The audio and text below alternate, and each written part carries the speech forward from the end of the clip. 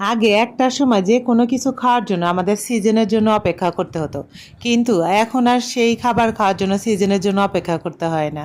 এই ছোট আলুগুলা আগে শীতের সময় ছাড়া পাওয়াই যেত না, এখন হর হামেশায় বাজারে গেলে দেখা যায় হঠাৎ হঠাৎ চোখে পড়ে।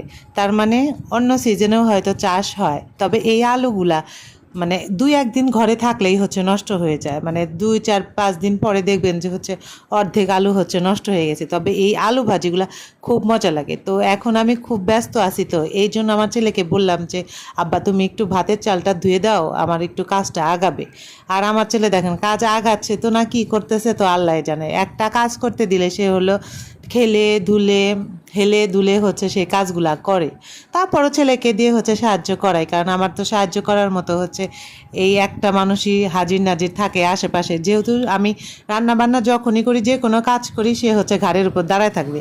ইভেন আমি যখন বাথরুমে কাপড়ও ধুই, সে হচ্ছে বাথরুমের দরজার সামনে ছটাং দাঁড়ায় থাকে আর হচ্ছে দুনিয়ার গল্প গুজব করে।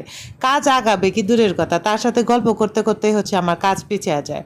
তো এই আলু ভাজি গুলা খেতে যেরকম মজা, কাটতে কিন্তু ভীষণ কষ্ট। আমি যদি কাটার ভিডিও দেখাইতাম তো ঘন্টা খানেক হচ্ছে আপনাদের আমার এই কাটার ভিডিও ধৈর্য ধরে দেখতে হতো। তো দেখলাম যে ঠিক আছে, আপনাদেরকে এত অধৈর্য না করে আমি একটু ধৈর্য ধরে কেটে তারপরে হচ্ছে এই ভাজিটা করি।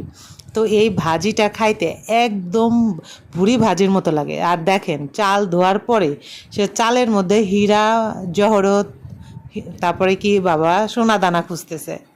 কি আর বলবো, যাকগে, তাও যেটুক করে সেটুকুই হচ্ছে আলহামদুলিল্লাহ। তো দুপুরবেলা হচ্ছে আমরা আজকে কি কি যেন খাইছিলাম খুব একটা খেয়াল নাই।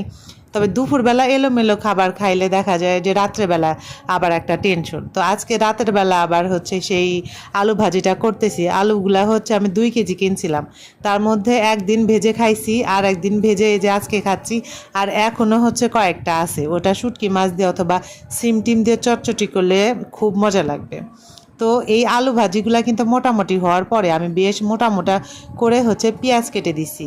ইস, গরম ভাতের সাথে মেখে খেতে খুব মজা লাগবে। আর আমার ছেলে দেখবেন যে পিরিজ নিয়ে হচ্ছে দাঁড়ায় আছে, যে যতক্ষণ পর্যন্ত না হবে ততক্ষণ পর্যন্ত সে আমার পিছুই ছাড়বে না। তো ঠিক আছে, একটু কড়া করে ভাজি যতক্ষণ পর্যন্ত আমার একদম পারফেক্ট সাইজ না আসে এই আলু ভাজির, ততক্ষণ পর্যন্ত। তো দেখেন আমার আলু ভাজিটা কিন্তু একদম হচ্ছে ঠিকঠাক মতো হয়ে গেছে। আমি আমার আম্মাকেও হচ্ছে বাড়িতে এই আলু ভাজিটা ভেজে খাওয়াইছিলাম। আম্মা বলছে এত মজা লাগে, শুধু আম্মাকে না আমার ছোটো খালামণিও কে বলছে যে এরপরে আমি এই আলু ভাজিগুলা হচ্ছে ভেজে ভেজে খাবো। এই আলুগুলা নাকি তারা কখনোই হচ্ছে এরকম করে ভেজে খায় নাই। তো আজকে রাত্রে হচ্ছে আলু ভাজি করতেছি আর মাছ ভাজি করতেছি। মাছ ভাজির মশলাটা